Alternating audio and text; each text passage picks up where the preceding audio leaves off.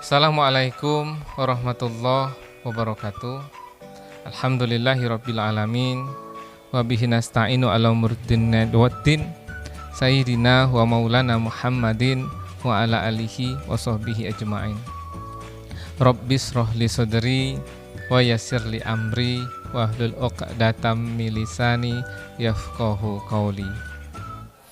Para santri sekalian yang berbahagia dan insya Allah dirahmati dan diberkahi oleh Allah Subhanahu wa Ta'ala, pada kesempatan video pembelajaran YouTube kali ini, Bapak akan mengajarkan mata pelajaran akidah akhlak dengan materi hikmah puasa di bulan Ramadan. Para santri sekalian, di bulan Ramadan Allah Subhanahu wa Ta'ala memerintahkan kita untuk berpuasa. Tujuannya adalah agar kita mencapai derajat takwa. Nah, salah satu dari ciri takwa itu adalah bersyukur terhadap nikmat Allah. Para santri sekalian yang berbahagia, banyak orang yang bersyukur terhadap nikmat Allah yang banyak. Akan tetapi jarang sekali orang yang bersyukur terhadap nikmat Allah yang sedikit. Padahal tidak ada nikmat Allah yang besar maupun sedikit. Semua nikmat Allah besar. Kebodohan kita, persepsi kita saja yang membuat ada nikmat besar dan ada nikmat yang kecil. Padahal tidak demikian halnya. Semuanya merupakan nikmat yang besar dari Allah Subhanahu wa Ta'ala. Para santri sekalian, untuk lebih memahami, Bapak akan menceritakan sebuah kisah. Semoga dengan kisah ini dapat kita petik iktibar atau pelajaran darinya. Para santri sekalian, suatu ketika Nasruddin sedang duduk di depan rumahnya. Lalu datang temannya meminta pertolongan. "Wahai Nasruddin," kata orang itu, "tolong aku, rumahku sangatlah sempit. Bantu aku agar rumahku menjadi besar, luas, dan aku kerasan tinggal di rumahku," kata orang itu. Kemudian Nasruddin merenung, berpikir, lalu menyampaikan, ada apa sebenarnya dengan temannya ini? Apa yang salah dengan temannya ini? Kemudian Nasruddin menyampaikan kepada temannya, "Pulanglah. Lalu kamu masukkan 5 ekor kambing ke dalam rumahmu." Temannya itu kemudian menuruti apa yang disampaikan oleh Nasruddin. Keesokan harinya, temannya itu kembali lagi. "Wahai Nasruddin," kata temannya, "rumahku menjadi tambah sempit karena kambing-kambing itu." "Nah, kalau begitu," kata Nasruddin, "coba kamu masukkan lagi 5 ekor onta ke dalam rumahmu." Dengan wajah yang heran, orang itu mengikuti apa yang disarankan Nasruddin. Tentu dengan harapan agar rumahnya menjadi besar. Keesokan harinya, orang itu kembali lagi dengan wajah yang sangat marah. "Wahai Nasruddin," kata orang itu, "rumahku menjadi tambah sempit karena binatang ternak itu." "Kalau begitu," kata Nasruddin, "keluarkan seluruh binatang ternak itu dari dalam rumahmu." Kemudian orang itu dengan wajah yang kesal pulang.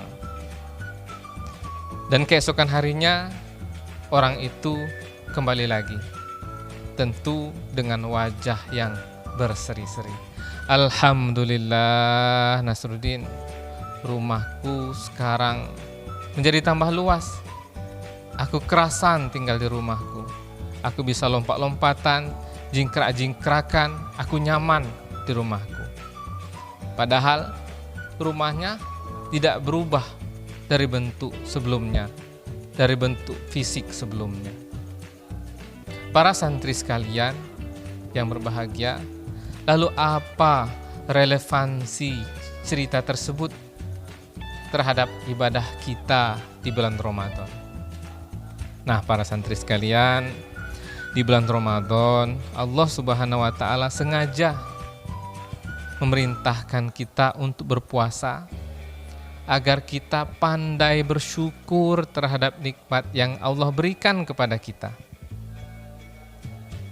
Segelas air yang kita minum setiap hari, bergalon-galon air yang kita minum setiap bulannya, jarang sekali kita bersyukur terhadap nikmat yang Allah berikan kepada kita.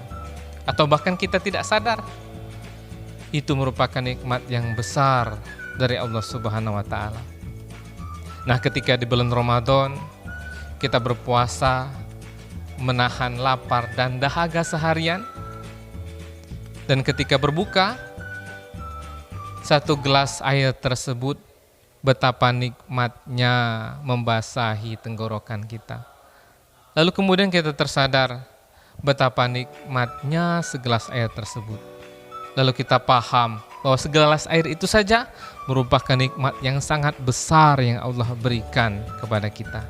Pada hari biasa, malah kita tidak memahami itu.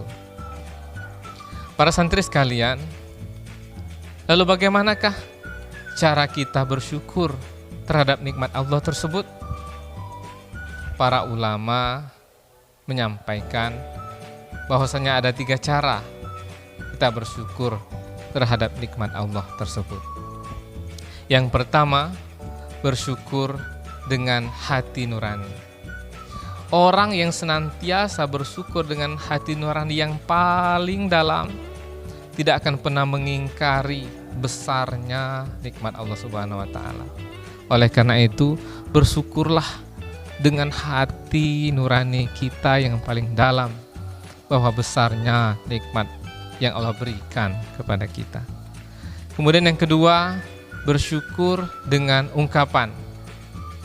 Lidahlah yang biasanya melafalkan kata-kata.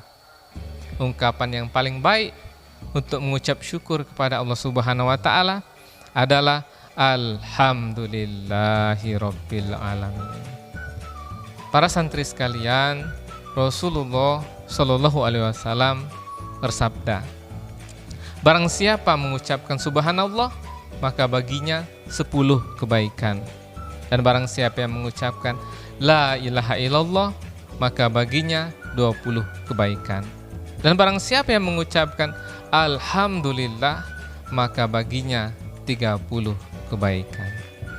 Para santri sekalian, nikmat yang ketiga adalah dengan cara kita bersyukur dengan perbuatan yang biasa dilakukan oleh anggota tubuh kita.